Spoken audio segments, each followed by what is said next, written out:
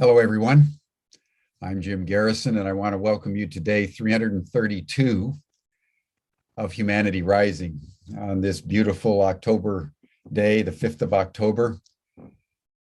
I want to welcome you by framing something that I've been studying over the last couple of days that I found very impressive and very illuminating in terms of how we understand who we are as human beings and how we act as we go into the 18th, 19th month of the pandemic, trying to sort out how this happened and why it happened and why it's so severe.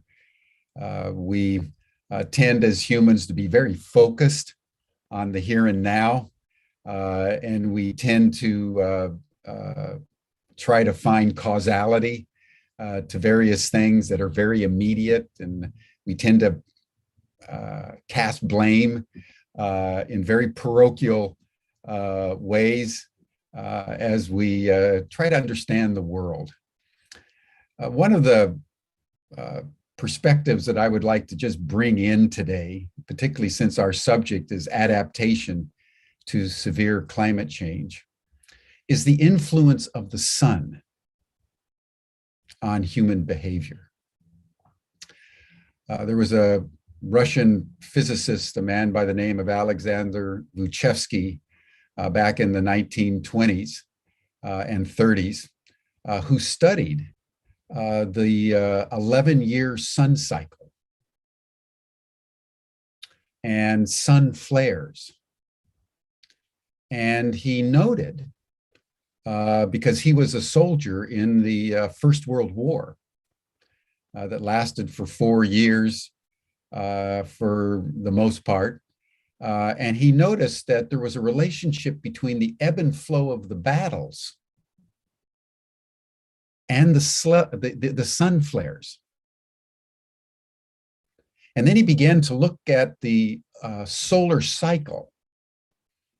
It's an 11-year solar cycle, and there's a minimal period at the beginning of the cycle where there's not much solar activity, not many flares, and it's rather stable.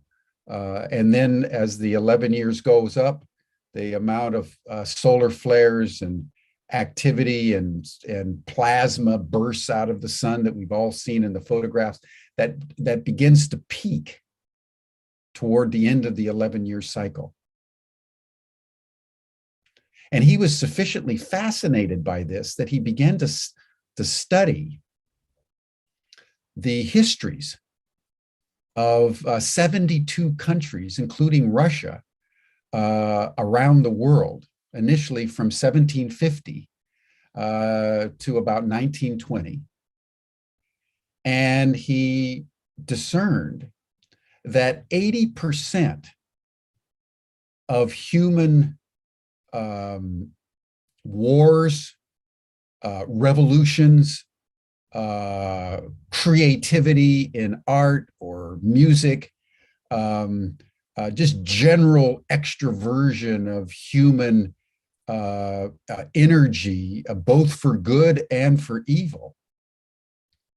80% of it happened during about a 3.5 to 5 year solar maximal phase. And he was actually put in the gulag by Joseph Stalin, who said, you know, the sun doesn't influence our behavior. We did the Russian Revolution on our own. Don't tell me that it was occurring during a solar maximal period, which in fact it was. And then in the 1950s, he spent over 20 years in the gulag, but he never recanted. He refused to recant because, like Galileo, he says, this is science. This is incontrovertible. 72 countries, over 250 years. And then finally, he died. And then in the 1950s and the 1960s and 70s, a new body of scientists began to look at this. And sure enough, the original insights of Buchevsky have been corroborated with exactitude. And they've actually gone way back beyond 1750 to the last 2,000 years. And if you've read Rick Tarnas's book, Cosmos and Psyche, which looks at the planets, you'll find remarkable alignment between the planetary and solar orbits, particularly when the sun comes into a maximal phase, and human activity in terms of the extroversion, dynamic extroversion. It's like as the sun goes into a highly dynamic phase, so does human activity. Take this little fact in. We entered the maximal phase of our sun in December of 2019. And between 2019, the end of 2019 and 2020, 2021, we're right in the middle of the maximal solar cycle, all the way through 2022, and then starting to ebb a little bit in 2023 and 24, we will be experiencing this dynamic, energetic quality of human activity. And one of the things that they've noted as they've looked over time is that epidemics tend to happen during solar maximal phases. We're also, as you know, going into the code red. The climate during this solar maximal phase has now shifted state. We're now in the tipping point. And that's why the program that we're going to have today is of such direct relevance because it's about how do we deal with severe climate change? How do we start to come to terms with code red? Because that's exactly what's happening in the midst of the pandemic. And that's completely predicted by the solar cycle. Just a perspective to take in, contemplate in any way that you would like. And I would just recommend that you look into it because it's comforting to know that we are not alone. And even as our heartbeats are in alignment with the Earth's electromagnetic field, and the Earth's electromagnetic field is in alignment with the sun. So human activity follows the cycles of the sun, which is the mother of us all. In that spirit, I want to welcome Bob Reese, who you all know. He's a professor of religion and Mormon studies at the Graduate Theological Union in Berkeley. He's taught religious studies at UCLA and UC Santa Cruz and other academic institutions. He's been a part of Humanity Rising, I think, from the very beginning, Bob, and has convened a number of very, very erudite and compelling programs on Humanity Rising. So this is not his first time with us. So Bob, I want to welcome you and thank you for everything that you've done, and in particular for convening this panel on how we wisely adapt to severe climate change. And Bob is going to provide our opening meditation. So thank you, Bob. Thank you, Jim. It's a pleasure to be with the Humanity Rising community again, and to be able to participate in this wonderful panoply and cornucopia of beauty and intelligence and caring. So I'm very happy to be here this morning. Want to, on behalf of the group, welcome you to this session on adaptability, which is a growing global community of people looking for the most intelligent and compassionate ways to respond to climate change. Today's participants include Reverend Lauren Van Ham, a minister specializing Eco-Chaplaincy, Steve Hicken, Director of Catholic Charities in Santa Clara County, James Keene, the former Executive Director of the California State Association of Counties, and Kiki Laporta, an Independent Creative Director and Communications Consultant. In the notes for today's program, you'll find more extensive bios on these good people. I'd like to begin today with a brief meditation. Before doing so, I would like to have a moment of silence for the thousands of species who have died just this past week, and those that will continue dying as we are into this astonishingly difficult and destructive period of global warming.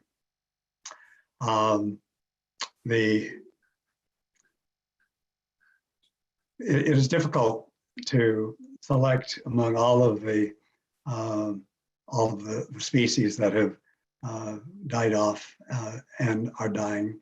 But I wanted to share just one this morning.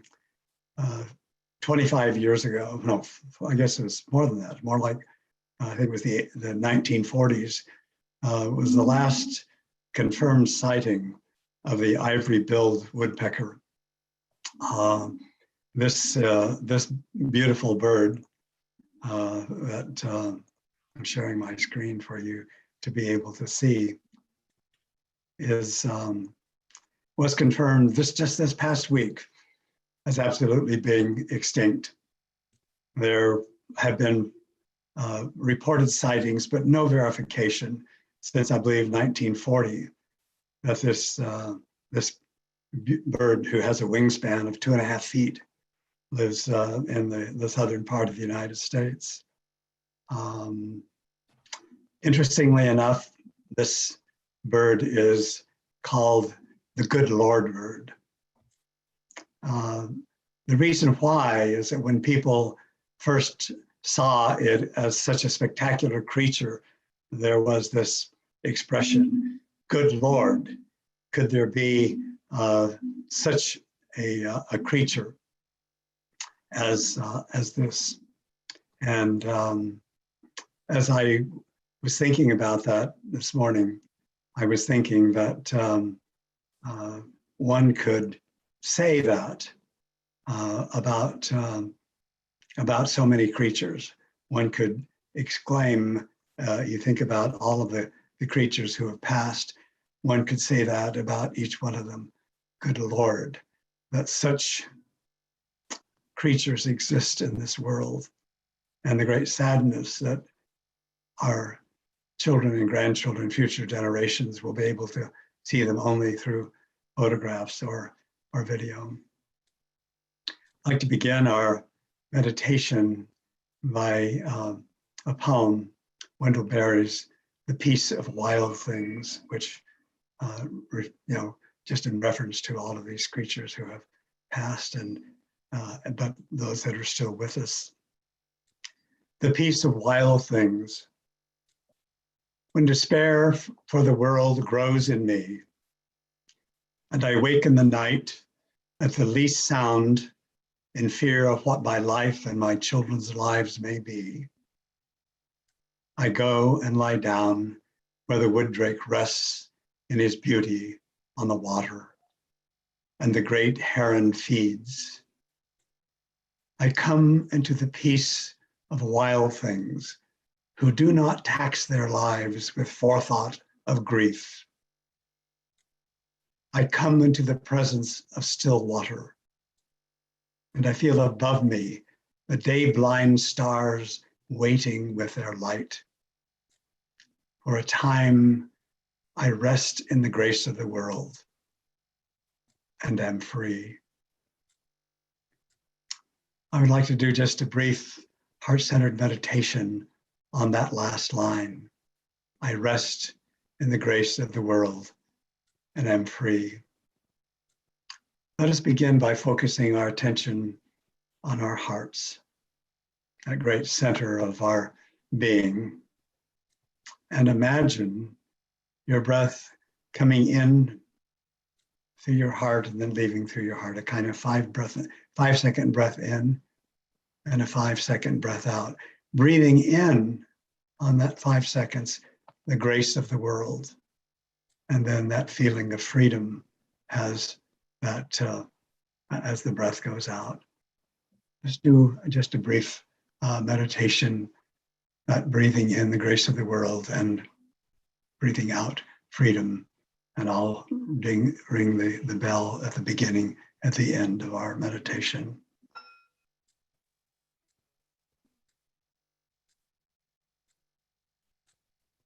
Breathe in deeply the grace of the world, and then let out the freedom that grace provides.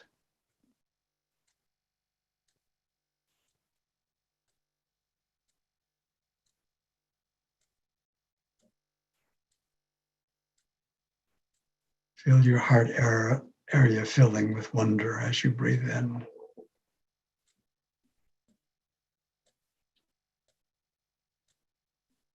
And gratitude as you breathe out.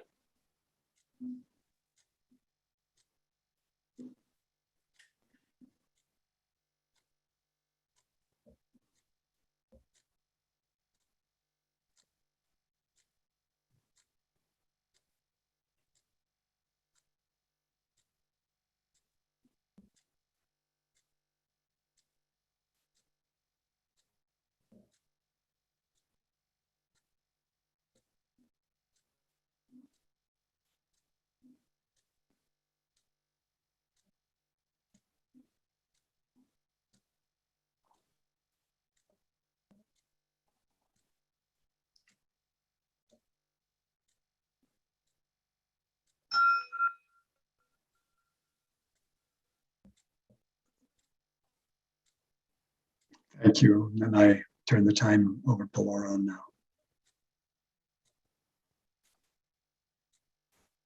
Thank you, Bob. What a good and important way to begin our time today. And the good Lord bird. I love that image so much. And I'm thinking we can apply it to the good Lord giraffe and the good Lord rabbit and the good Lord orchid. Good Lord.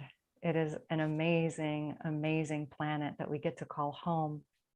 And I want to talk for just a few minutes about reverence, which Bob has placed us in this moment. Reverence is foundational for the work of adaptation that we are going to be sharing with you all today. It is something that I believe all humans find and use to some extent in their lives, and it may look different depending on one's worldview or how they kind of orient themselves in the world. So just a couple of thoughts about that. For one who does identify as being a theist, then reverence is the experience of knowing and finding spaciousness in a source that is greater than oneself. And for the one who is perhaps more of a non-dualist or a Buddhist, then reverence can feel like a deep appreciation that one feels for life being itself. And if someone is more of a humanist, or even a scientist, I was thinking this morning about so many of the words that Carl Sagan offered to us in his teaching. But in that space, reverence can almost feel like a longing, that mystery that continues to feel so compelling. I don't understand that star yet. I want to know that person better. That sense of longing, and there is more, and this mystery is so inviting and interesting to me. That also can be a space of reverence. But reverence undergirds all of what we are going to be talking about today, it is the center of what we call deep adaptation work. And I want to be very clear that even though it is the center, it doesn't mean we're always there. It is very easy for us as humans to get seduced and called into other spaces. And then the practice is to come back to reverence, to come back to the center. And so that's why we speak to it first. And then from there, all other things unfold and follow.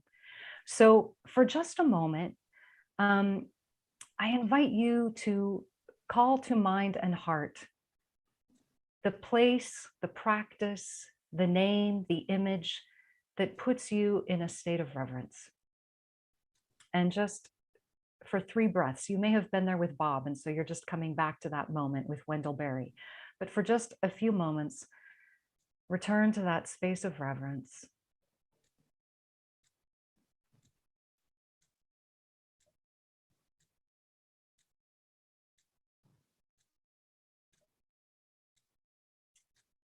And now I'm going to turn things over to Project Adapt co-founder Steve Hicken, who is going to take us into a place that sometimes feels not very reverent.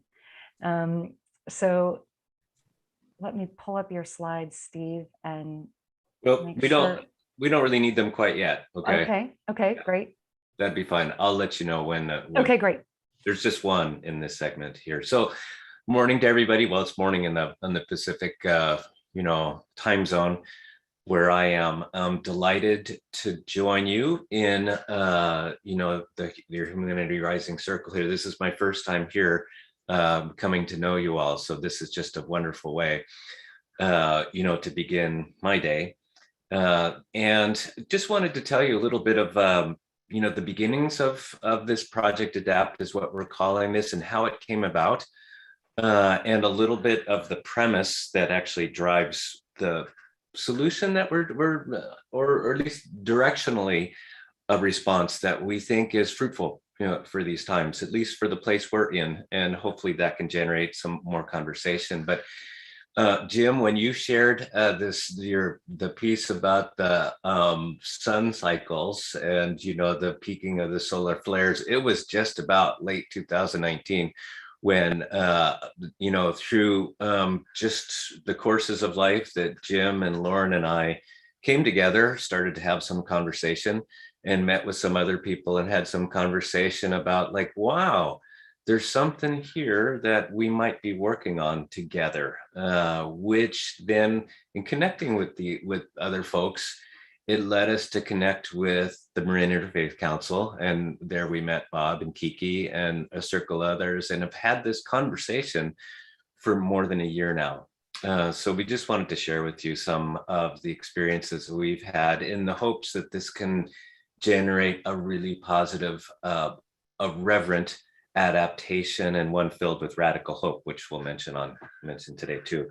So, but to begin our conversation here, and this is something we've learned with our circle over this year, and especially with Kiki and Bob and colleagues, is the very premise of the need to adapt is difficult to put into words.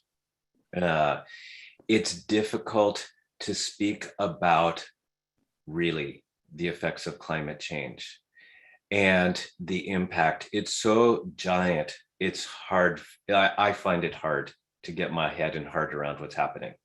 But that doesn't mean it's not happening. It is happening.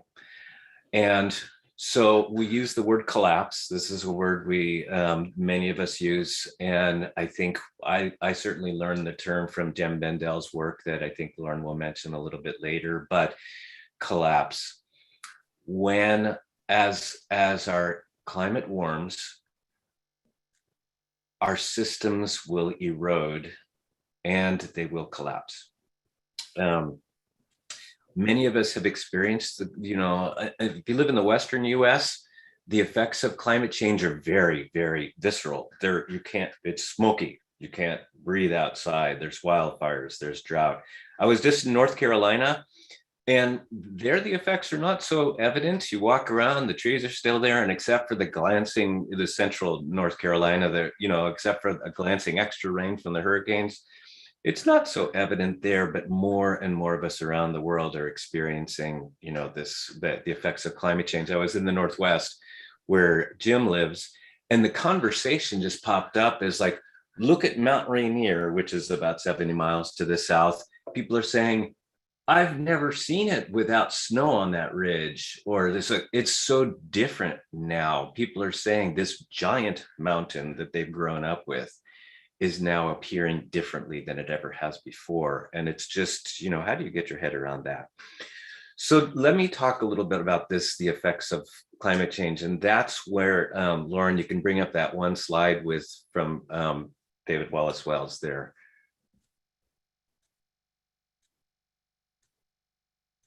It's that second one. Yeah, that's the one. There's a difficult read, but many of you may know this book called The Uninhabitable Earth, Life After Warming by David Wallace Wells, who's just a comprehensive journalist that worked for the New York Times, who simply compiled the studies on climate change over the last 50 years or so. His opening line in the book, you'll find it there if you have the book or if you get it. It starts, "It is worse, much worse than you think." What I did want to just, as an underlying sort of the trends that lead us to this collapse, which is extreme, and that's the point of having this conversation, the need to adapt, is that he points out in his book that there are at least 8 different factors, effects of climate change that are going to change our lives. There's wildfire, pretty obvious. Drowning, by that he means sea level rise, and enormous swaths of the human populations whose lives and livelihoods and land will be underwater in a short time. His book goes into some of the reasons why underneath all these things. I'm just going to list them. Of course, food in our arable land will decline, in part because of saltwater incursion, in part because the land itself will go underwater, and also in part because of fresh water will decline. That's very evident in California, where there's areas where the land has sunk more than 30 feet because we're depleting the groundwater. Disasters, he calls them disasters no longer natural. They're human created. The number of hurricanes we're seeing now. These are all themes that we're all aware of here, but when you put them all together, it made me take a deep breath. Dying oceans, the more carbon dioxide in the oceans, the more the ocean acidifies, which itself kills a lot of the creatures living in the ocean who have a right to live there, and also that we fish for life. Plagues of warming, as ice thaws, microbes that have been inert for 10, 20, hundreds of thousands of years are released. And finally, this question of unbreathable air, which in a way, conceptually is the most scary for me of all, is when when the parts per million of CO2, which are about 410 now parts per million, reach 900, roughly double where we are now, our mental capacity, our cognitive capacity declines by 21% as this rises. And outdoors, it's 412. Indoors, it accumulates. In some classrooms in Texas, it's already measured at 1,000 parts per million. And on airplanes, interestingly, it's even higher than that. So think about that the next time you're a little foggy on an airplane. You're breathing more carbon dioxide than is healthy for our brains to function. So you can take that slide down now, Lauren. I encourage you, if you haven't seen this book, it's a tough read, but it can lead you to a conversation. And this is one of the things we learned with our colleagues in our conversations. It's a tough thing to break into a conversation and say, hey, you know what? Everything is going to collapse around us, so let's get ready, and yet that's what's around us. So the collapse part, it works like this. And many of us who've lived in countries other than the United States, or in places where industrial society is not so pervasive, can in a way relate to this in a way that's more proximate. But for example, collapse. Well, collapse is when, let's say a disaster happens. In the United States, disasters will happen in a discrete location, but the whole system gathers around and supports that and gets it back on its feet. But what happens when the whole system, when everything dissolves? Well, police don't go to work. I'm just going to give some examples of this. The electrical grid fails. Water doesn't come from your faucets. Gasoline doesn't make it to gas stations. Food can't get to stores, and you can't get to the store. If the electrical grid fails, you can't get online. It's a cascading effect. And this is what Project Adapt looks into the future and sees what's happening. And this is what we're trying to prepare for. A lot of people will take the position that, well, this collapse is farther off than we might project or think. We just don't know. But many will say, when it does happen, it's going to happen a lot faster than you would expect. That actually has been my experience, that once the cascade starts moving, then, all of a sudden it's upon you before you even know it. So, back to Project Adapt, this question of collapse, and Kiki, Bob, and Laura and Jim may have other comments about this. But, one of the things we found in our conversations is to just square ourselves with the reality of what's happening. It's not easy. And secondly, to lean into the conversation with everyone that we can speak to who might be listening in ways that they can understand. As Project Adapt, it's as though we're on these small little boats in this overall industrialized system that's driving the world economy. Not that it should, but it is. And it's like we're so many little boats heading for a waterfall. Some of us are hearing the waterfall ahead and doing our best to try to figure out how to get out of the mainstream and to find some other footing for life so that we can adapt. And this is one thing as a species, actually, we've been good at. Maybe not for the best of the rest of the planet. Next time around, hopefully we can do this better, but we're trying to adapt. And the premise of our conversation today might mirror many conversations you've had, is just how do we concretely go about doing this? So that's the piece that kind of lays the why we're even working on this. I know that in the conversation later, I know that many people will have other things to say about this and other perspectives. That would be wonderful. I'll turn this back over now to Lauren. Thanks. Thank you, Steve. So we are going to talk now a little bit about a framework, a roadmap that will invite us into a deeply adaptive space. As Steve said, at Project Adapt, we want to try to square ourselves with what feels most true, with what seems most likely to happen. I love how Joanna Macy has sometimes talked about this, that she often says, if anyone tells you they know what's going to happen, they're lying, because we can't know. But we do have science, and we do have lived experience these past few summers, what we've seen in Brazil, what we've seen in Germany, what we've seen in our own West Coast in the United States here where I am. We have many lived stories of how multiplicitous this is, that there is an intersection of things happening socially, environmentally, economically, and culturally that really do feel to put us in varying states of collapse. And so what is the deeply adaptive roadmap? And what are the practices for all of us to be present and engage this moment instead of checking out or becoming a highly antagonistic species? We know that that's a choice. We know that that's a possibility. But there is a man named Jem Bendell, who wrote a paper called Deep Adaptation, Navigating the Climate Tragedy. This paper came out in July of 2018. A number of us have read it. Maybe some of you on the call have as well. And he suggests that there might be a way to do this that isn't antagonistic, that allows our species to show up with love, that allows our species to show up from a place of engaging what is true and performing various acts. Each act begins with an R, that allows us to survive and thrive. So here is a picture of these R's that he suggests for us.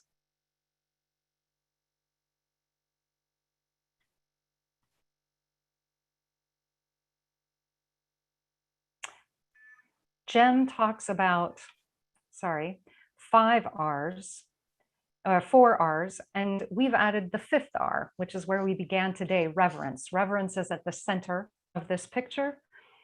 And then Jem has these 4 other R's. I'm going to talk through each of those R's kind of briefly right now using these slides.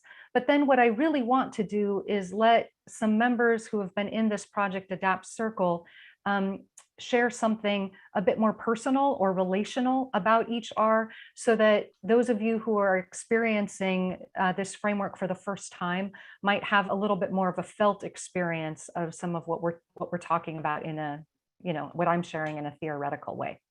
So the R's, again, this R is not in Jem's original work, but Project Adapt has said, let's begin everything that we do from a place of reverence. And on this slide, there's a bit of a definition of what we mean when we're coming from reverence. I position reverence as our soul. Our soul is what knows and experiences reverence. And for each of the R's, there's an internal experience of how we know that R in our being, in our body. And then there's an external expression or a manifestation of how that reverence looks out in the world. And so you can see some of those things on this slide here. I'm going to move into the other R's now, because when I first read Jem's paper, I thought, wow, here is a man who has spent most of his career in a business school teaching sustainable and green business. But these R's that he's come with, they're theological. The implications are so true, and they're very inviting for all of us. He begins with relinquishment. And this is something that I know some cultures are very good at. They understand lament. They're very good at grief. They sit Shiva. They have grief rituals. My culture, my ancestry is not so good at it. And so it is an invitation for us to think about, in what ways might grief and loss help us in this moment? In what ways might expressing our sorrow that woodpecker is no more? If I express my grief and lament, can I then move through it into a place of wanting to prevent future extinctions and further endangerment of all species? Let's not make grief the bad guy. Let's use our grief as a way of also expressing what we dearly love and what we want to recommit ourselves to. A beautiful quote about relinquishment here, and some suggested practices for ways that we could start to use relinquishment as a practice for becoming deeply adaptive.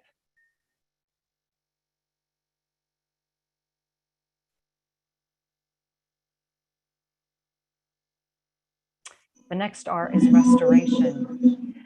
And restoration is probably the R that most of us feel quite connected to when we think about preservation and conservation at the environmental or ecological level. Many acts of mitigation can feel like restoration, and restoration is very important for us as we think about how to become more deeply adaptive. It can include things like harvesting our rainwater and caring for our soil. it is the place where we get to tap more into joy and celebration. And it also can include restoring relationships. The other R, reconciliation, does that as well. But within restoration, there's the opportunity for us to refriend our more than human species and do some important work there. Again, a wonderful slide about restoration and some practices or brainstorms. The list is longer than this, but these are just some ideas.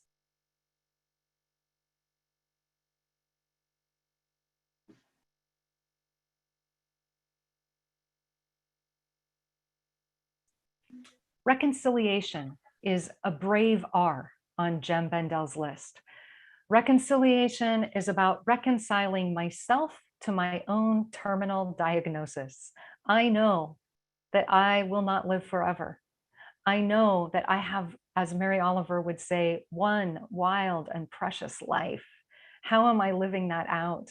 And if I know that I am right-sized within my wild and precious life, am I here to love? Am I here to restore? Am I here to create? Or am I here to destroy? We see this choice play out in the news and in the media. Reconciliation is also the space where I get to say, there are some things that I have been a part of that I'm not proud of. There are some systems that I have been complicitly involved in. How can I divest from those things? How can I unsettle in my case, my whiteness, and become more in right relationship with those who are indigenous, people of color, people in Black bodies? This is the invitation. This is the work of reconciliation with our more than human species and our fellow humans as well.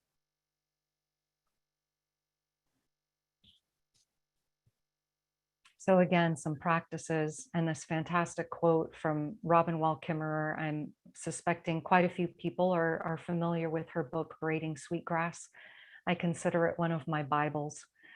To love a place is not enough. We must find ways to heal it. That feels quintessential in the R that is reconciliation.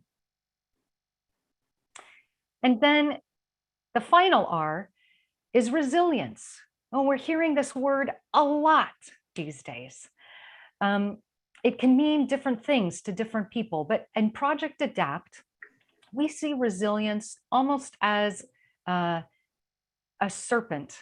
This PowerPoint doesn't do it justice, but if you can imagine that blue arrow resilience that's going around the other circles, if you can imagine it instead weaving through, resilience is the thing that allows us to rise to the water's surface instead of sinking. We go down and we buoyantly come back up because we discover resiliency. Resiliency is not something that I do by myself. This is not a pull myself up by my own bootstraps sort of practice. Resilience must be done relationally. It happens in community. And that's why I would say that its location is spirit. If reverence is soul, resilience is spirit. We do this collectively, we do this communally, we do this thoughtfully and carefully, but together, bioregionally, Project Adapt believes that we can and will become resilient if we are using the other R's well.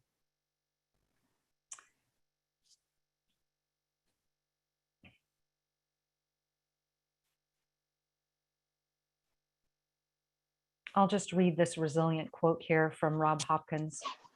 What if the answers were to be found not in the bleak solitude of survivalism and isolation, in the tweaking of ruthless commercialism, or in the dream that some electable savior will come riding to our rescue, but rather in reconnection to community?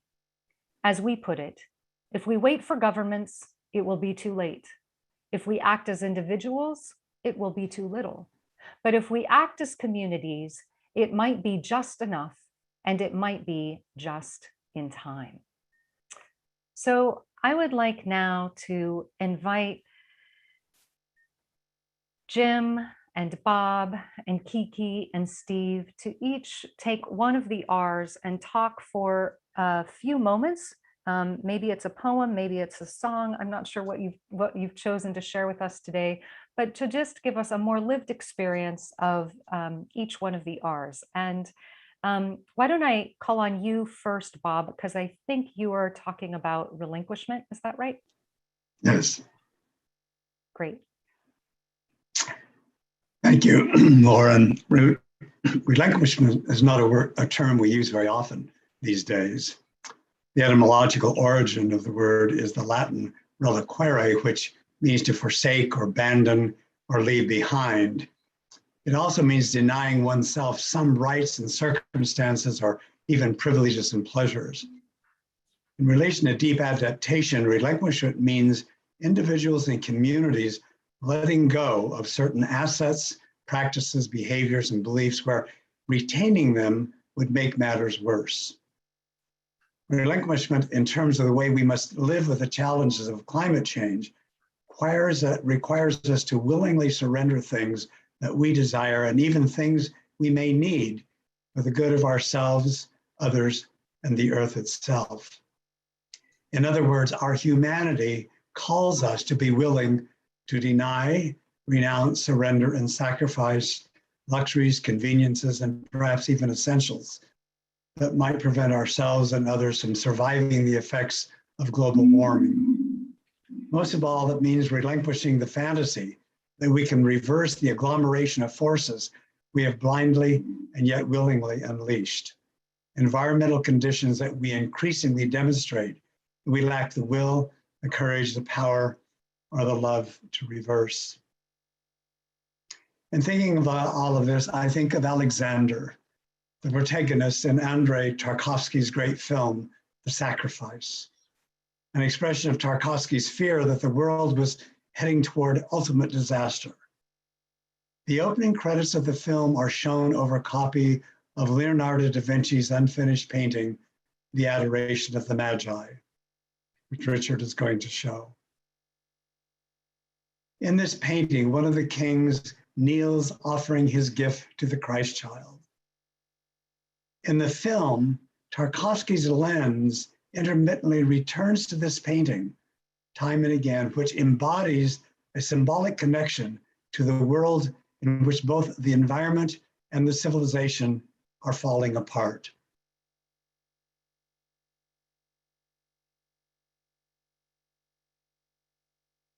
And the center is not holding.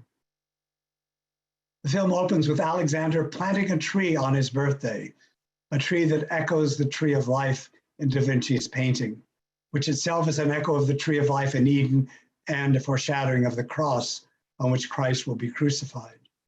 The birthday celebration that ensues is interrupted by news of an impending nuclear world war. Overwhelmed by this news, as we are often being overwhelmed by the news of climate change, Alexander pleads with God to save his family. Lord, he pleads, deliver us in this terrible hour. Do not let my children die, my friends, my wife. I will give you all I possess. I shall destroy my home, give up my son. I'll be silent. I will never speak with anyone again. I shall give up everything that binds me to life if you will only let everything be as it was before. What deep adaptation argues is that it is too late and beyond our capability to let everything be as it was before. We do, however, have the power to keep it from getting as bad as it might be. But whether we have the will is in doubt.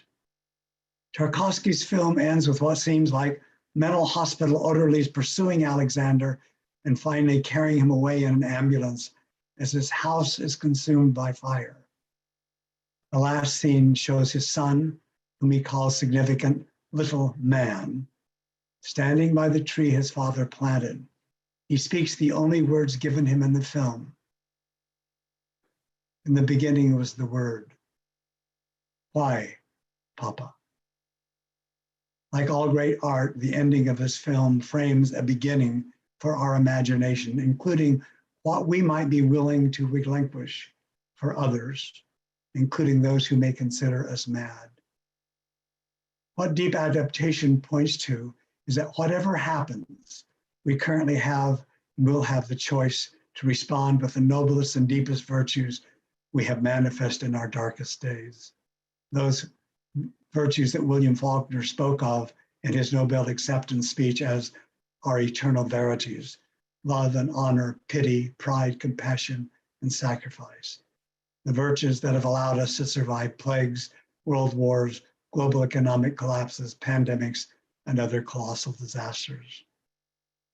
We have these virtues as well as the R's of adaptation. We may be called upon to relinquish many things in the coming years. One thing we cannot relinquish is our humanity.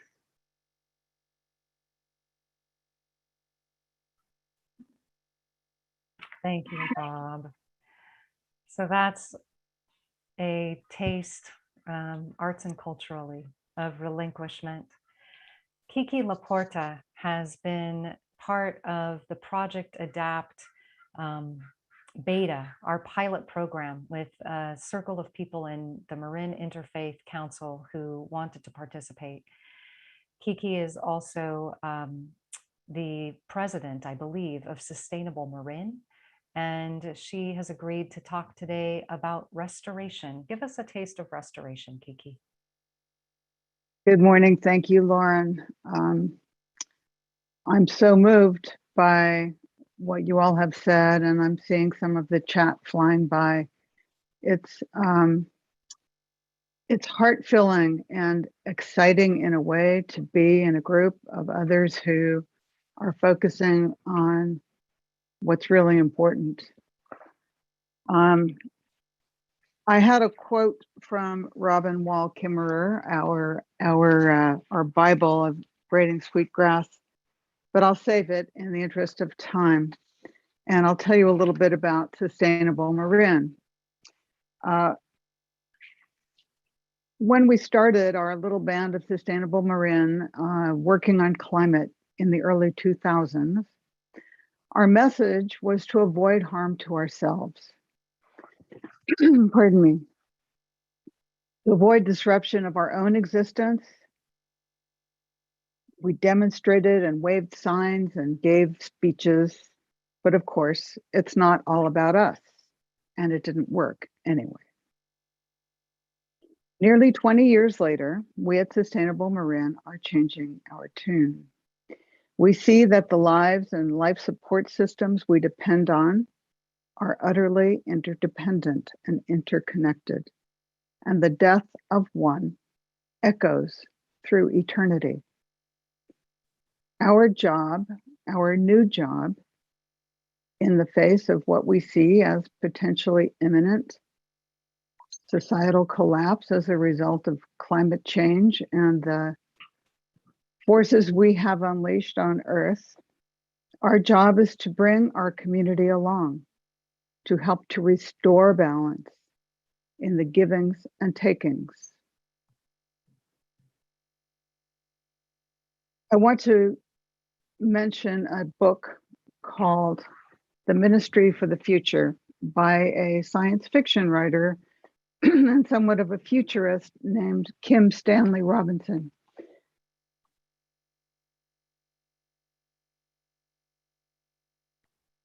Excuse me.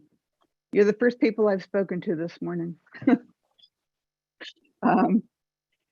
In this book, there's tragedy, there's catastrophe. The beginning is very hard to read. India is consumed by a heat wave so extreme that millions of people die.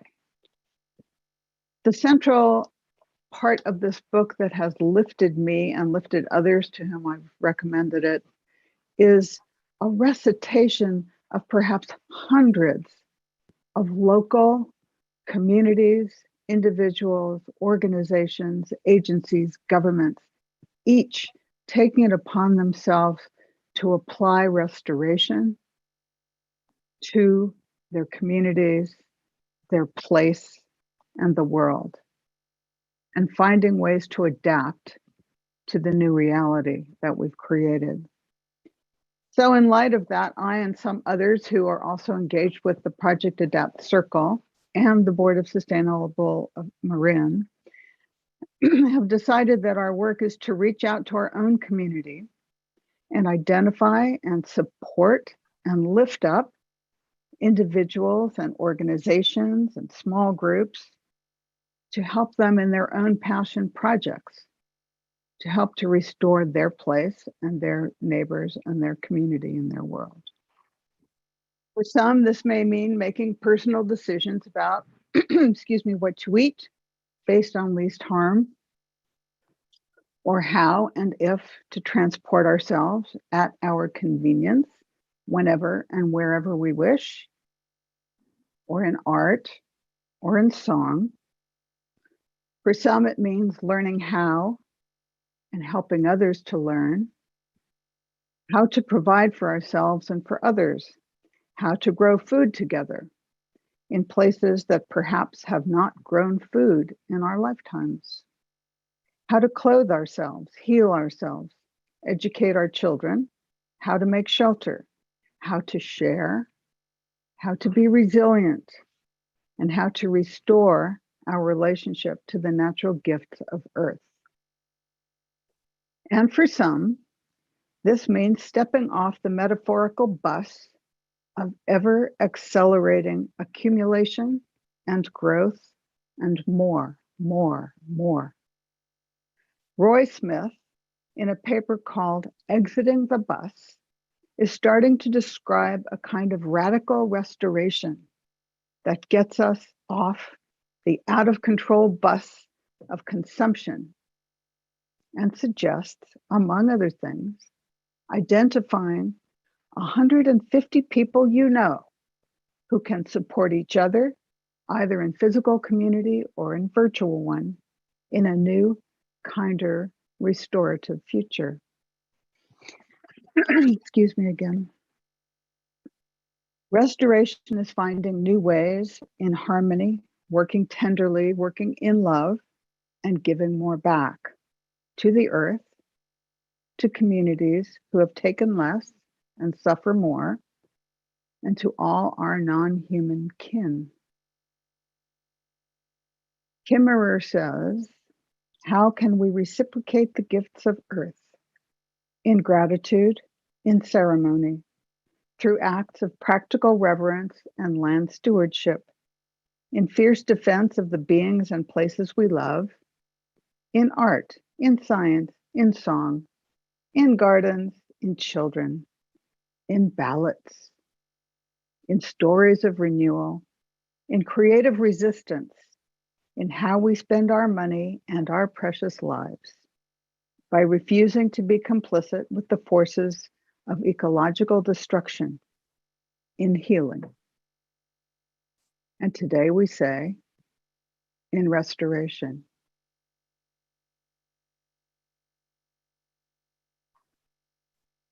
Lauren and Jim and Steve, I noticed that our time has slipped significantly. So perhaps in the remaining time we have, we can make some adjustments. I'm going to suggest that perhaps the discussion of Project Adapt might be collapsed a little bit, shortened a little bit. But let's move forward, hoping that we can finish this close to being on time. Thank you. Very good. So Jim, will you please share with us reconciliation? Good morning, good afternoon, good evening to everyone. From the Pacific Northwest in the United States.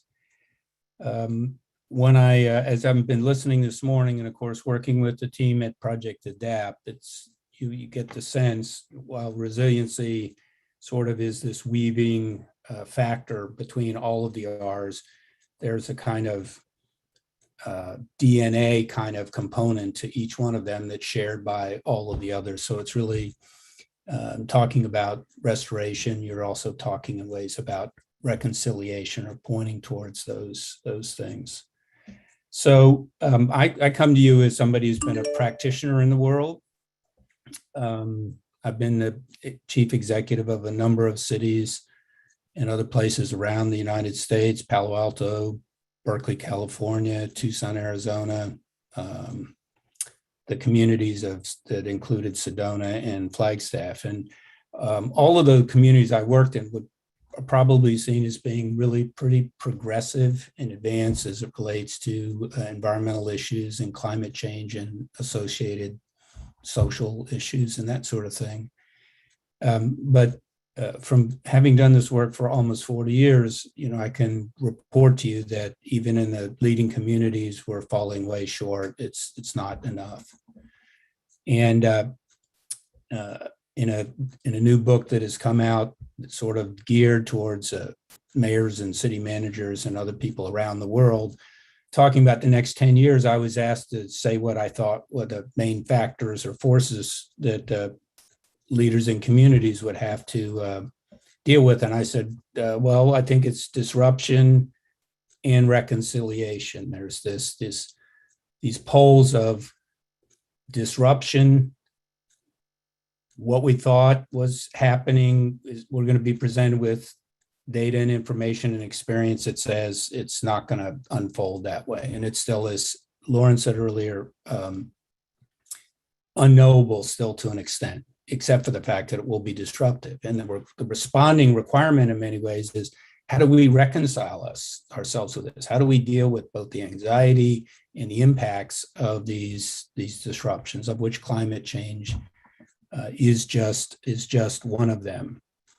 And I thought I'd just share with you one or two little writings from someone else. I, again, am somebody who sort of heard Dag Hammarskjöld when I was in college. He'd already passed away, but he said, in our era, he wrote, in our era, the path to holiness necessarily passes through the world of action.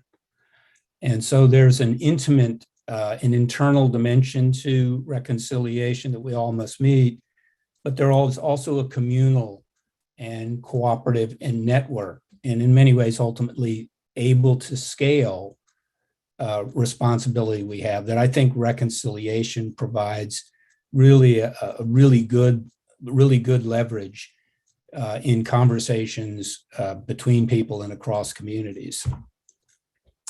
I went into this work. I'm by nature a philosopher and a poet, and Plato famously said, though, that there's no place in the city, self-servingly said, so there's no place in the city for a philosopher except at its helm. So I thought that's why I needed to go into that work. But I thought I would share with you sort of a realization that kind of constantly comes to me.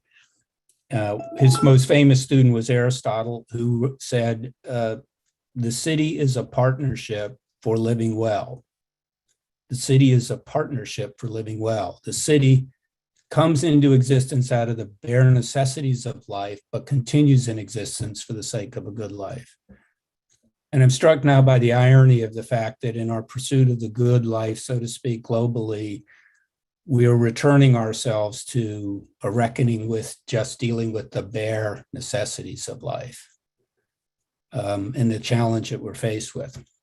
So I thought I'd share a poem I wrote a number of years ago, about a decade ago, called Carbon Footprint. And it was in response to a story I heard on NPR, National Public Radio here in the United States, telling a story about a doctor in North Carolina who had sort of retired to the woods to live with minimal or no carbon impact at all. And it's called Carbon Footprint. And it captures the dilemma and the challenge that I feel myself, and I think is relevant for all of us, which is, we do the internal work and we contemplate, but then we have to step out into the world with what we've cultivated within ourselves.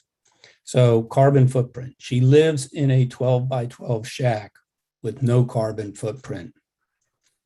A doctor, 60 years old, proving to herself and us that it can be done, that she can live small enough to leave no harmful trace of her being on the land or in the waters and air that other life will drink and breathe.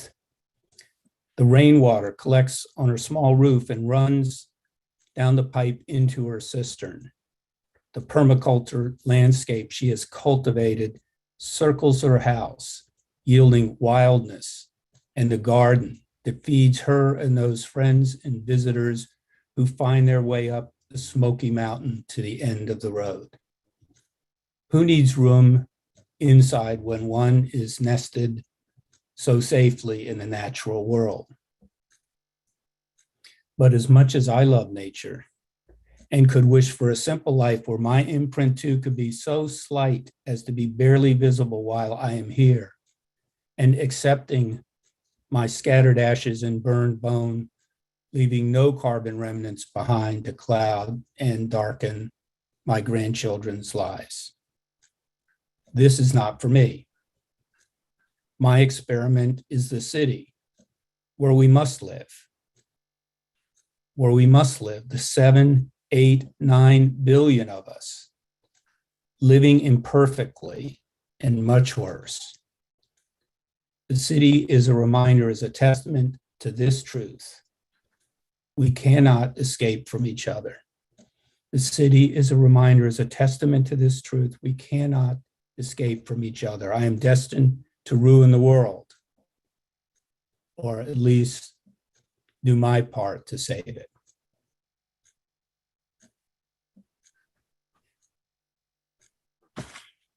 Thank you so much, Jim. Jim is another co-founder with Project Adapt, and it has been invaluable to have his insight because of the city planning work that he has been so involved with in his professional life. Thank you. Steve, you are perhaps talking about the final R, resilience, and then also just taking us into our final segment here on Project Adapt. So I'll let you orchestrate that as you wish. Sure, thanks. So I'll just a couple of comments about resilience, which in some ways is the most intuitive of the R's of how this actually works. I'll just give a very simple rudimentary example because it works, and then move on to just a couple of slides on Project Adapt, where we're at, what we're trying to do in this conversation towards this radical hope that we're referring to, that we're all living into. But resilience, picture in your minds, you're standing, you're standing and I walk up next to you. I put my hand on your shoulder and I give you a shove.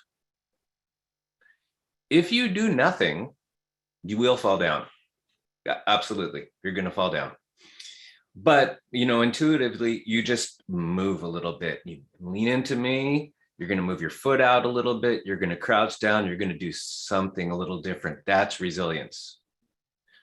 And it's such a rudimentary example, but it's what resilience actually translates to is that in our lives, we have to be aware of our surroundings. They change. You know, we have to be self-aware what we have before us. We have to have in mind, in this case, we don't want to fall down. We want to stand up. So these changes, which may be anticipated and welcome, but they may be unanticipated and unwelcome, still arrive at our footsteps. And so, you know, the thing about resilience that is very, very pertinent to Project Adapt and the work that we're about is you know, resilience works much better when you're predisposed to the need to change. If you are thinking that it's always going to be the same, or that the tried and true is going to continue function, resilience is going to be tough. It's going to be really difficult. So one of the reasons we bring this up now is like, get ready, start breathing. Let's do the body motions and the mental motions and the reframing that we need to do in order to adapt. You know, it takes, like any physical training, some work, some effort, and it doesn't always come naturally. So that's resilience, as Lauren mentioned. It threads through all the other R's. And as Jim said, everything does have to translate to some action. You know, it's not the thinking has to translate to some action. That's what will make the difference. So that's resilience. Lauren, could you bring up, there's just a couple of slides here. We might move through just a couple of them here. Yeah, let's move to the next one there. Yeah, that one. So, think of Project Adapt as it's a conversation that we're having. We're moving it forward. Let's go back to, yeah, you're backing. There it is. That 2 more forward, 1 more forward. That one. Okay, as far as we are in the conversation here is, actually go back up to that one before the mission vision one, that one. Okay, where are we at right now? This is a conversation that we're having, in Northern California. Marin is a county just north of San Francisco. And we know that this is just one small contribution in a global movement, but this is how we're living into it, with a mission of what are we doing? We're trying to prepare local communities to adapt to climate change resiliently from a place of reverence, to co-create just and joyful ways of thriving. And we're moving towards a future in which people are living and working together in their bioregions, forming strong and skillful communities that respect, restore, and receive support from Earth's natural cycles. This is the arc of where we're at now to where we hope to get to. Really big vision and mission, but that's that's what's before us. So if you could go to the next slide there. How did it change? Now, again, remember, this is arising from a very specific context. We know there are other contexts, and that's why we're having these conversations, because we have to do this in so many different ways, depending upon what we're facing. But from the place that we're living, we're experiencing the planetary consciousness about climate change is growing. There's a small proportion of people in the developed world or industrialized society that we're experiencing that do recognize the need to change and are willing to change. And then these people, while small in number, can actually lead the way. We actually do believe that. We're experiencing people almost asking, what useful thing can I do? Jim spoke about that in his poem. And then to provide these people tools to lead and to adapt. That's our change theory, if you want to call it that. Next slide then here is, Lauren, if you could bring that one up. After the change slide. Oh yeah, there is. Sorry, for some reason there. It's getting stuck. Hold on a second. I'm going to try again. Okay, that's fine. While she's bringing that up, our approach with Project Adapt has been initially to, the partnership with local government. Yeah. And Jim, I'll ask you just to speak about this a little bit, but our access point into these change processes has been in and through faith communities and those aligned with communities, and also super important, the partnership with local government, and Jim's contribution has been huge on this. If you could just mention a couple of sentences on that, Jim, and then we'll go to the last slide. So first of all, earlier, I think, Lauren, you were quoting from Rob's piece on, governments aren't the answer, communities are. I would just sort of devolve sort of this government from the national, international level, and down to the kind of more local based level, which is the most generally connected or potentially with community or communities as they arise. And they actually have a lot of leverage to be able to accelerate or advance or impede community initiatives around climate change and all the associated quality characteristics, right? I mean, the social, the movement of people, the racial issues, all bound up with the nature of our communities and climate change. Working together with elected and supporting people in local government can have a profound difference. Now, that being said, one of the reasons I've been involved with Project Adapt is that I felt that members of the faith community in that realm have an obligation, but also have a capacity to bring a deeper spiritual, moral, whatever voice and imperative to the conversations that take place at the governmental level. And they have the potential to be positively disruptive, in my view, in advancing. And they're necessary conversations that need to be had. That means that the skill and the capacity and the knowledge about how to connect with our elected leaders and others at the local level, we've got to become more skillful at that. And I guess that's my little contribution, is to just be an ambassador from the dark side of governing and democracy with all of you folks, so that we have a chance to save ourselves from ourselves. So thanks. Thanks, Jim. And Lauren, we don't need to, we don't need to bring up the slides there. There's just a couple of more points here, and we can finish up this segment of the conversation together. Is there's three ways that as Project Adapt that we're approaching this in terms of action, three buckets of responses. One bucket is something we're calling train the trainer, or conversations with other people who will then lead. Like this one, exactly. And like the one that we've engaged with in Marin County with Bob, Kiki, and colleagues. So it's sort of like the most fundamental level. That's one bucket of activity. Another bucket of activity is we're developing. We have, started on, but it's very incipient, is we're trying to come up with, like, borrowing from the wisdom of the 12-step movements, is we're trying to come up with 10 steps that are incredibly practical, that don't require an awful lot of attention, but that people can actually do when they want to change and do something. Well, here are 10 steps. Do one, do three, do whatever, but just come up with something. And we're trying to come up with these 10 steps in such a way that they can speak to multiple cultures and contexts, and not just one, or in the developed world alone, or the industrialized society. So we're working with cultural reviewers on that.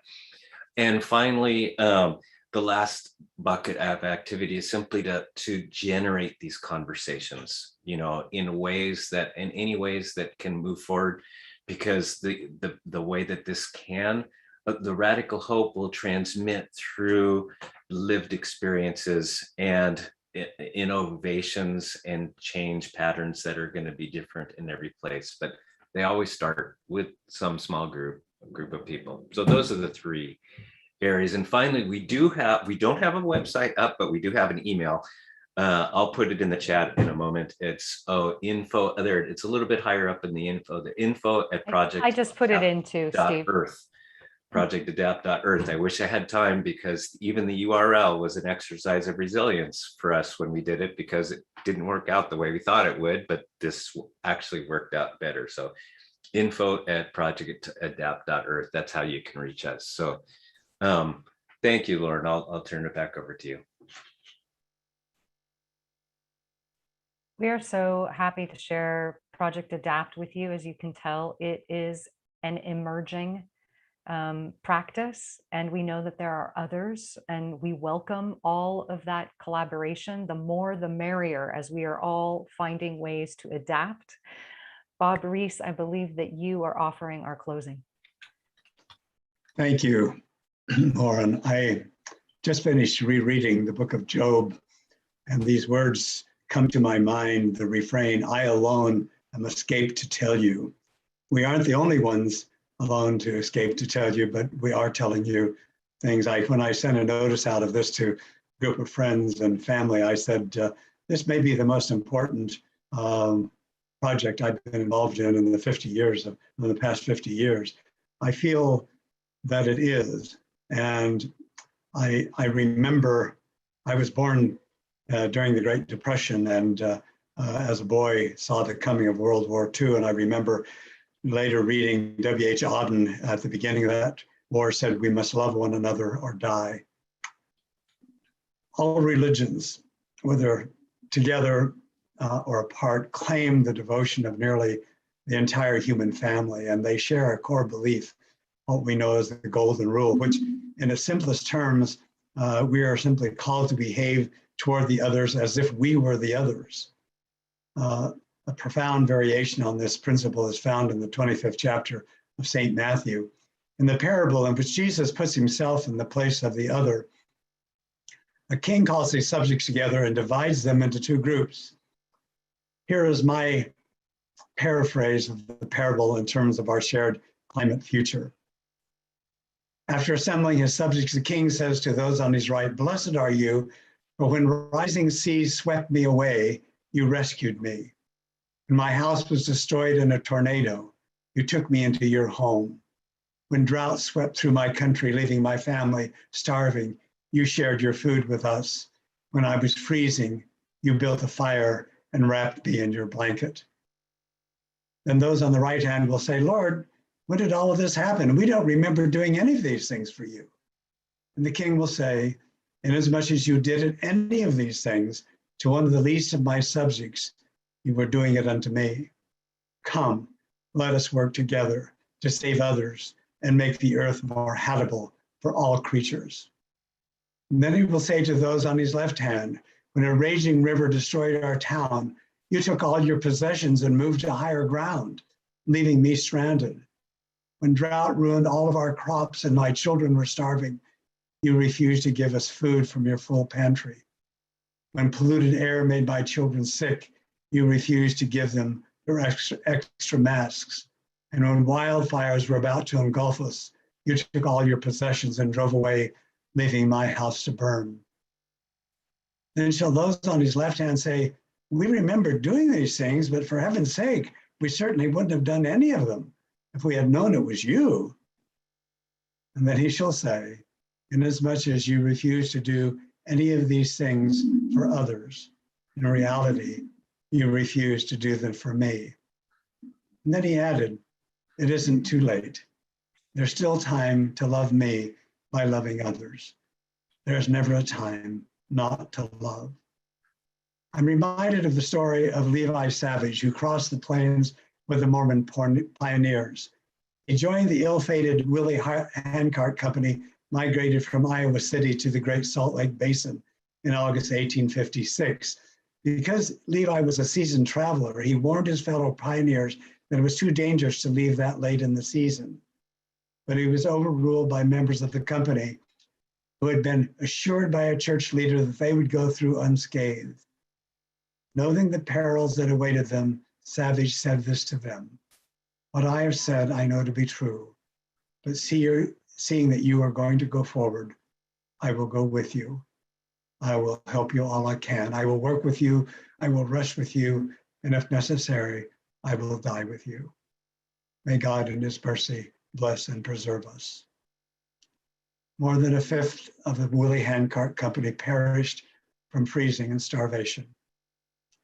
Of Savage, who lived to the age of 90, William Woodworth, a captain of the company, said this: "Levi Savage, who was censured for his truthful statement, was the best help we had. He was resolute and determined. His whole soul, he devoted his whole soul for the salvation of our company." There is still time for us, if only we prepare our hearts and our minds to adapt to whatever the future holds. As Darwin said, "It is not the strongest of the species that survives, nor the most intelligent. It is the one that is most adaptable to change." Thank you for giving us an opportunity to talk about what we see of the future and what we feel we can all do to prepare for it. Jim, I turn the time back to you. Thank you, Bob, so much, and Lauren and Steve and Jim. This has been a very powerful session. And I just underscore a couple of points in the remaining minutes that we have. I think it's so profound, this notion that came out of your presentation, that we can't rely on the governments anymore. The locus of attention needs to be on community, and how we as self-actualizing beings, caring human beings, need to enter into this period of code red in the realization that our governments have forfeited their responsibilities and will continue to do so.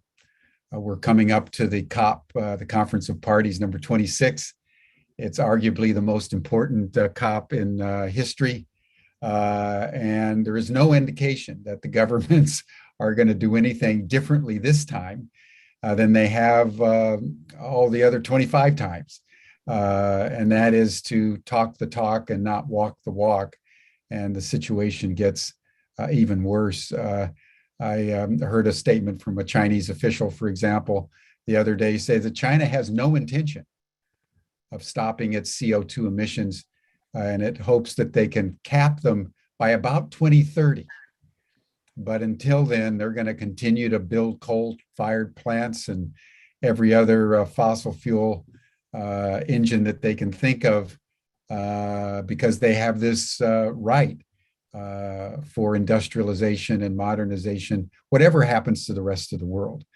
So I just wanted to underscore that it's up to us, and it's in that spirit that, as Bob knows, out of Humanity Rising, some 400 organizations have started to come together to generate the Global Regeneration Corps.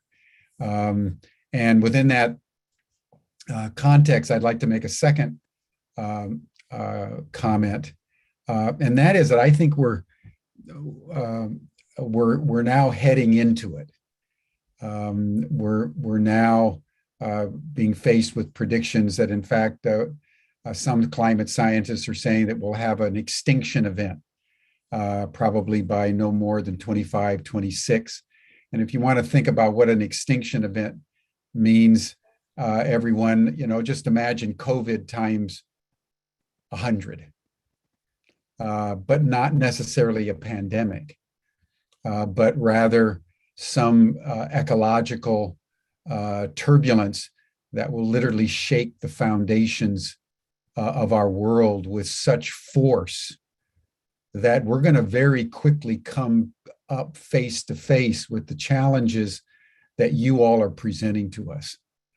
And it took me back to Thucydides in his book, The Peloponnesian War, where he talked, if you recall, if you've read it, that there was an earthquake and then a pandemic, an epidemic in Athens. And he said it was so strange to observe that in the face of the epidemic, people bifurcated. Some people began to loot and steal and kill, and others became compassionate and kind and giving of themselves, even if they were in danger, to save other people. And we see this time and time again in history, where in the face and the aftermath of a seizure of some kind of turbulence, whether it's a riot or an epidemic or a hurricane, like in 2004 in New Orleans, that the psyche will split into a shadow and light dimension. And as we're going into now escalating climate turbulence, with our governments less and less able to secure stability, that's now inevitable. That's no longer avoidable. It isn't potentially imminent. It's here. And we're now in it. And one of the indicators is through COVID. We all thought that COVID was just going to be here for a couple months, and then by last summer, we were all going to be back to normal. That's not what climate change tipping point means. That's not what Code Red means. We're now in pandemic land, and we now have variants of COVID that are immune to the vaccinations. And that's a thought worth thinking, because we humans are conditioned to believe that we can kind of put nature in its place and we can solve anything that comes our way. We just have to invent something else to further repress nature. And a little virus is bringing us to our knees for some 18 months now and shows no indication that it's going to go away.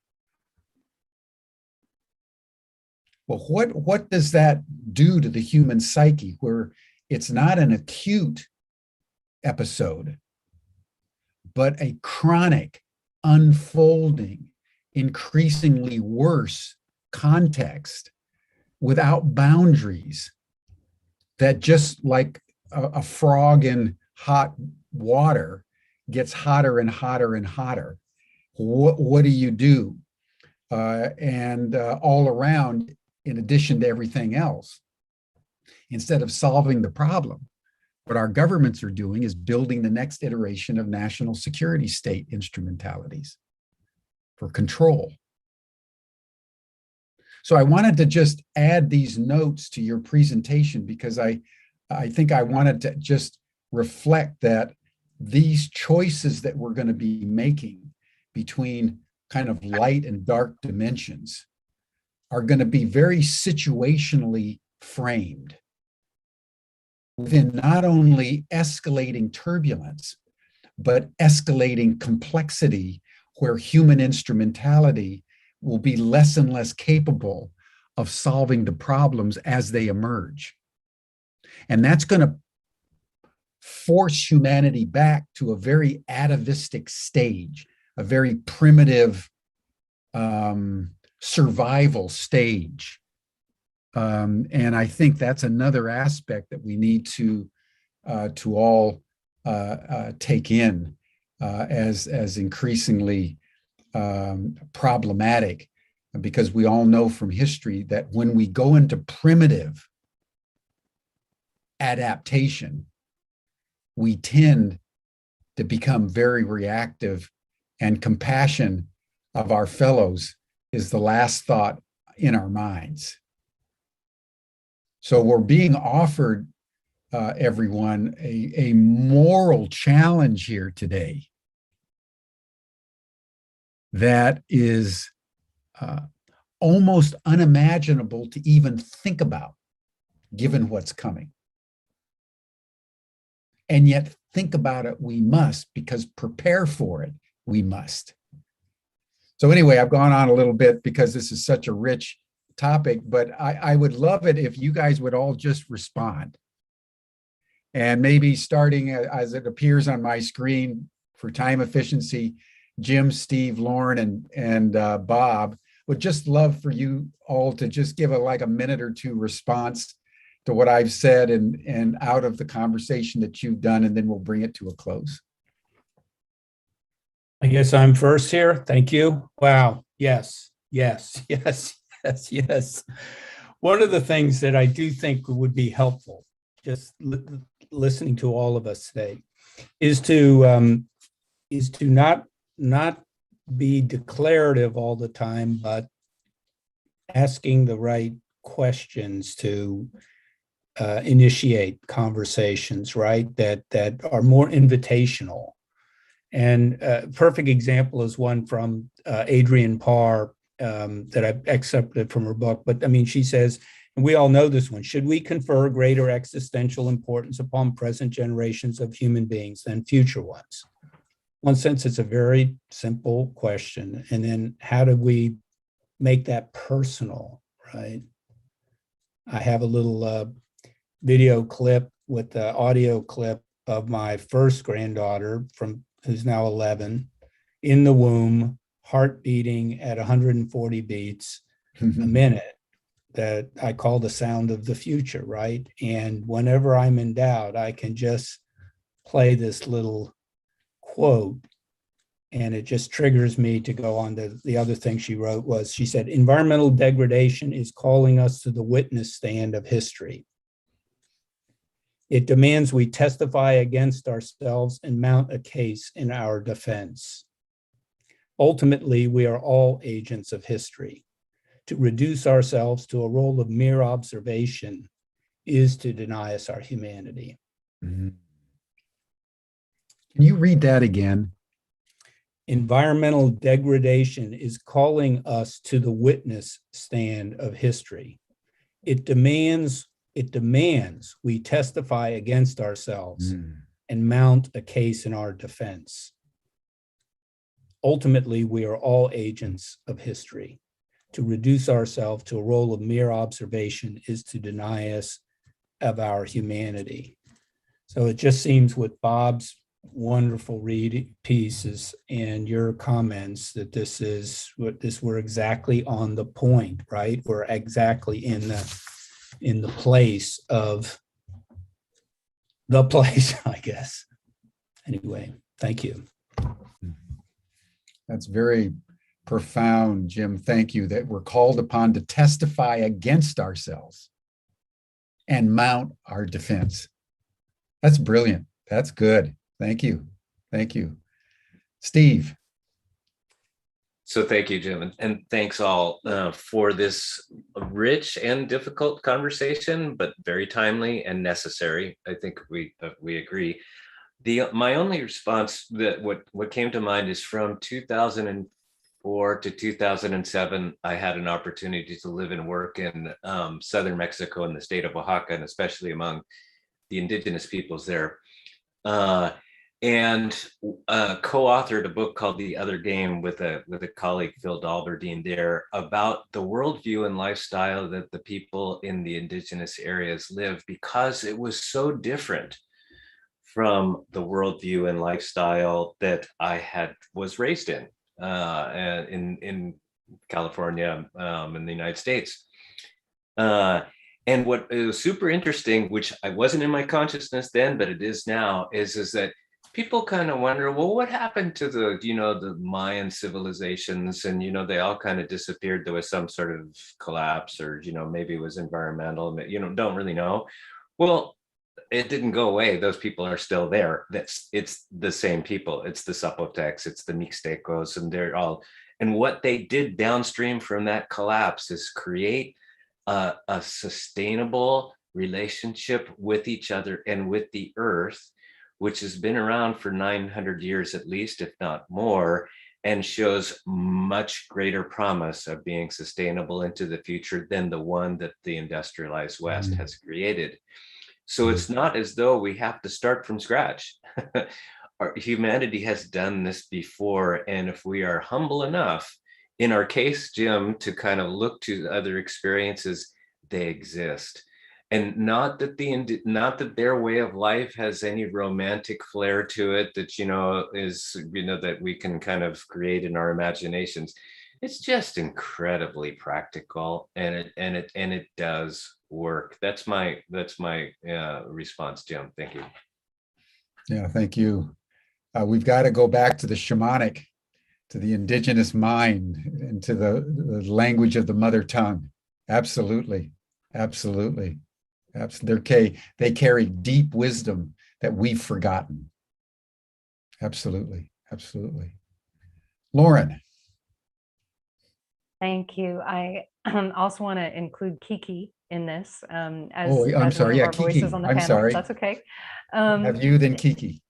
I think I want to just maybe re-emphasize a bit of what I've heard from Jim and Steve, but it's this idea of proximity, becoming really intimate with what is. And because we live in a society that has become so transactional, in what ways can we put the transaction aside and start to be relational? And I think the way that happens is through proximity. So I become more proximate with the trees in my yard or the neighbor across the street. And in that space, I start to choose love, choose resiliency instead of fear, build a wall, oh my gosh, got to put everything in the bunker, right? So let's all become intimate. Let's all become proximate with one another and with the more than human life. That feels like a strong choice to me. Mm. Mm. Yeah, the intimacy in chaos that opens the heart. Beautiful. That's a beautiful point. Thank you so much. Because you're right. Our tendency, again, that split in the psyche, our tendency is to contract, build a wall, escape. And it's that proactive willingness to go into the intimacy of the suffering in a compassionate way that is the key to the moral high ground. Absolutely. Yeah, well put. Kiki, thank you. And somehow you got off my screen, so I neglected to thank you a few minutes ago. No but, problem. Please share with us any concluding comment. Thank you so much.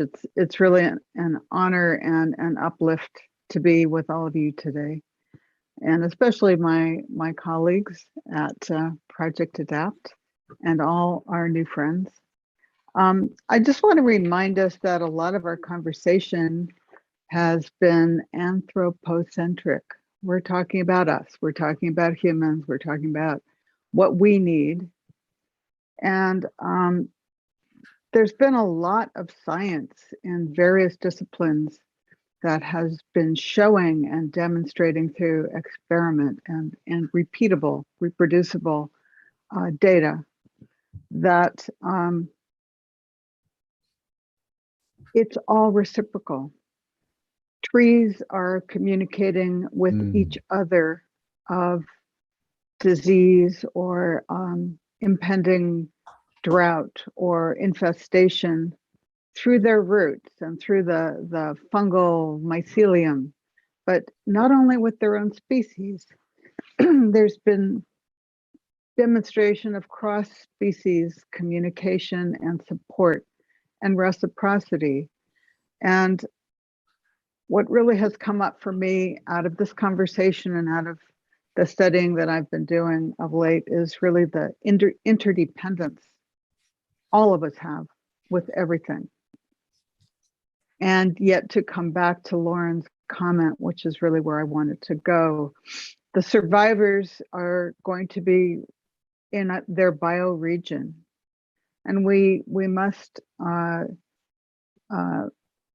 while we hold the abstraction of earth and love and God and survival and collapse as concepts, we also have to remember that we can affect and be affected by what is proximal to us. And this idea that has been brought up as well of community. Governments aren't going to do it for us. Governments can create an infrastructure and a framework that makes it possible. And that's what a lot of us advocates try to do, is to move governments in that direction. But it's really about the people and the cooperation and the reciprocity of our being together. And that includes all of our non-human kin. So I just wanted to share that, and it's important that our love includes all of it. So thank you. Thanks for this conversation. Well, thank you, Kiki. That's the bottom line, right? May we be compassionate with all sentient beings. We're in an interconnected web of life. That's a very important note with which to conclude. So thank you for that. Bob, final word. Jem, thank you so much for your concluding words. And I just have this very strong witness that what Humanity Rising has done, starting with the beginning of the pandemic, is one of the most hopeful things that I have seen and been a part of. I just think it's an incredible gift to the world that you have brought together so many people who, in their goodness and in their compassion and their intelligence, have tried to present a variety of ideas and concepts and images that can motivate us to be better. I close with an image that just came to me as you were talking, that after Eden and all of the animals and the people are out of the garden. And one story of that, the animals are on one side of a gap and the people are on the other, kind of looking at each other. And in my image this morning, I had all of the animals looking at the people and saying, "Good Lord, what creatures." Great. There's never a time not to love. Yeah. After all we've done, the other species have the greater act of love and forgiveness, if you think about it. Well, thank you, Bob, for convening this panel, and Lauren, Steve, Jim, and Kiki. Thank you so much. This has been very deep. It's been challenging, and it's really brought us to the high moral ground, which is where Humanity Rising, seeks to bring all of us during this time of turbulence. And thank you for your comment, Bob, because we have tried to rally goodness in the world in all its splendor and multidimensionality, day by day, just to have a point of inspiration that it's all kind of it's all okay if we go deep enough into the well springs of our own goodness. Goodness, truth, and beauty. And then tomorrow, everyone, we're going to have a special dialogue with one of the founders of Extinction Rebellion, a guy by the name of Rupert Reed, who you've probably seen. He was one of their spokespeople when they were founded at the end of 2018 and then into 2019, did a lot of direct action around the world, calling attention to the crisis of climate change.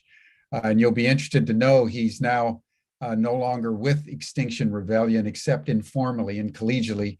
He's now started an organization that he calls Transformative Adaptation. So we're going to be talking about transformative adaptation tomorrow. So you might want to tune in and see what he has to say. And he's going to be at the conference of parties in Glasgow between the 1st and the 12th of November. So Humanity Rising is going to have a special global regeneration summit during those 12 days. And we're going to be hearing from Rupert and his colleagues in the COP on a daily basis with updates and news items. And we're going to be bringing in climate scientists and luminaries from around the world. So, this is all about transformative adaptation. This is all about regeneration, because that's what's urgently necessary in the face of Code Red. So that'll be tomorrow on Humanity Rising. But thank you all. This has been a very, very deep and illuminating session. Jim, Okay, do we have everyone, an see you after chat? tomorrow. Is there an after chat? Yeah, there's an after chat for anyone who wants to join. And then we'll see everybody tomorrow, same time, same station on Humanity Rising. Bye for now. Thank you. Thank you, Jim. Thank you, Bob. You're very good at what you do, sir. I'm learning from you, Jim.